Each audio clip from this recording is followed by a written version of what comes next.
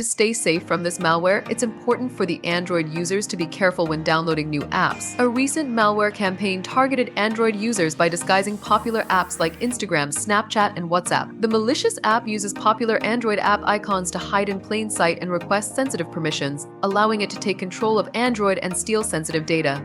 The app can read messages, access call logs, and even open malicious websites for phishing. How to stay safe from malware? To stay safe from this malware, it's important to be careful when downloading new apps. Check the app's ratings, reviews, and video reviews to make sure it's legit. Be wary of apps that require downloading and installing manually as APK files, as hackers commonly use this tactic. Enable Google Play Protect, which scans apps for malware, and consider running an Android antivirus app alongside it. Tips to keep your Android safe. The best way to keep your Android safe is to be aware of these tactics and take steps to prevent malware infection. Here are some points to keep in mind. Be careful when downloading new apps. Check app ratings, reviews, and video reviews. Avoid apps that require downloading as APK files. Enable Google Play Protect. Consider running an Android antivirus app.